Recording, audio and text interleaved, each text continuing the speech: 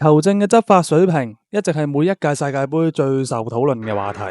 今條片我揾咗由2002年世界盃開始到2014年未有 VAR 之前嘅重大誤判，每一單都係世紀冤案。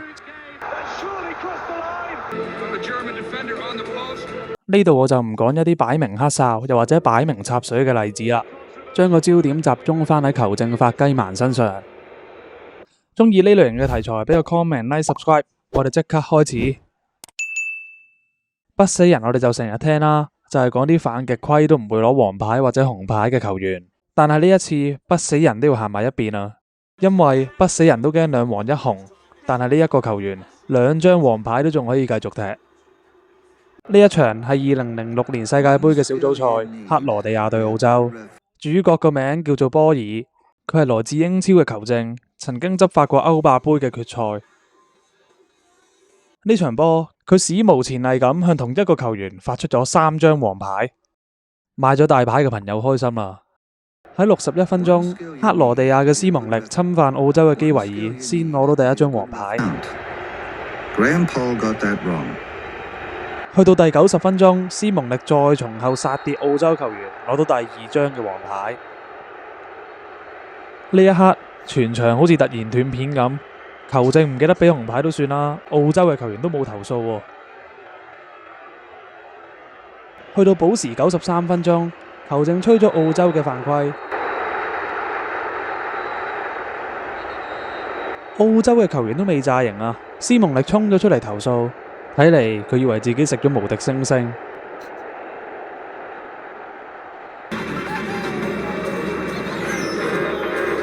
波爾喺佢嘅自傳度都有解釋返點解會擺咗呢個烏龍。其實佢喺記事簿度有分到兩邊，一邊就 mark 克羅地亞，一邊就 mark 澳洲。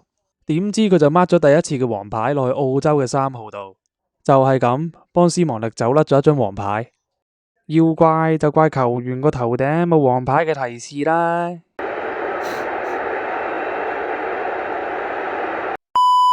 不過好彩嘅係最尾呢一場2-2打和，即使球證誤判都冇影響到晉級嘅形勢。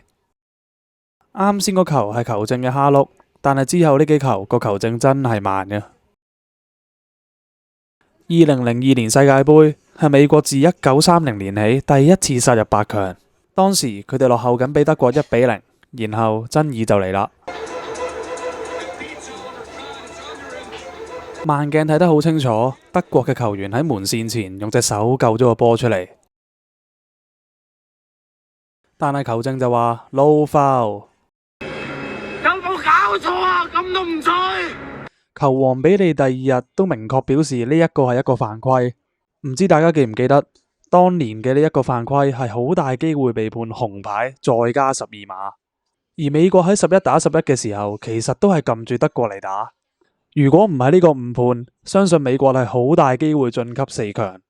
而喺4強，佢哋嘅對手係南韓。南韓如果唔係黑晒有幾多斤兩，大家都知。美國係好大機會殺入決賽同巴西爭冠軍，到時邊個贏都真係話唔埋。咁重大嘅誤判，球證點樣講？講你都唔信，佢竟然話係專登嘅。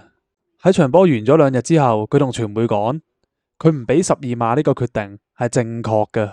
發神經！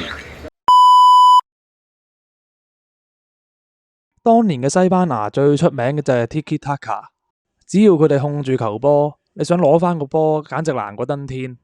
為咗對付西班牙呢種踢法，荷蘭透過犯規去摧毀西班牙嘅節奏。呢場決賽喺好早嘅階段，火藥味已經好濃。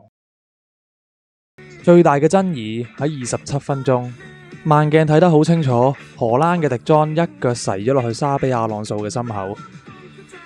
無論球證嘅執法有幾鬆，呢一球都係100%嘅紅牌。而其實球證韋比係望到晒呢一球波嘅發生，但係佢竟然淨係出示黃牌。我哋睇下佢點樣講。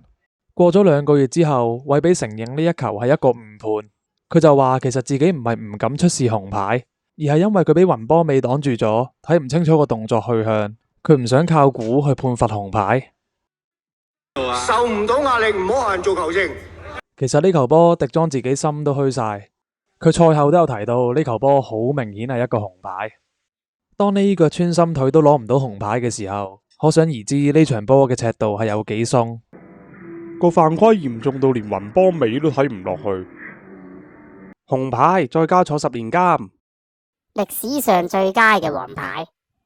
最後呢一場決賽總共出咗13黃1紅，係咁多年決賽出牌數量最多嘅一場。手球都仲可以話有灰色地帶，但係呢球越位真係明顯到唔知可以點兜。我哋睇下重播畫面，人哋越位前面都仲有個龍門，佢越位越到前面一個人都冇。就係咁，阿根廷憑住迪維斯嘅入波領先1-0。最離譜嘅係喺阿根廷球員慶祝嘅時候，球場重播緊啱啱入波嘅畫面，清清楚楚影到迪維斯係越位嘅，連阿根廷人自己都睇到個重播係越位，點知最尾球證都係維持原判。我估唔到足球界都可以上演枯木前。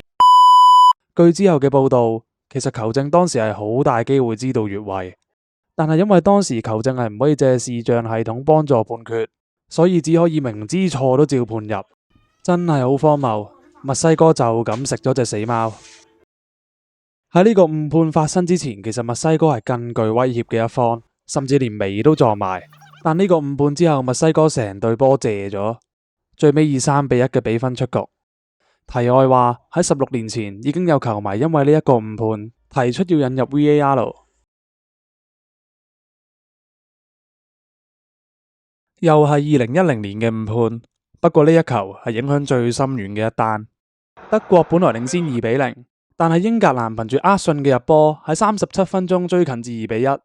喺德國隊重新開波唔夠20秒之後，爭議就出現。其實我諗都唔需要慢鏡，個波入咗差唔多2個波位，但係球證竟然睇唔出。當時睇緊電視嘅我同你，相信都好似潘元良咁激動。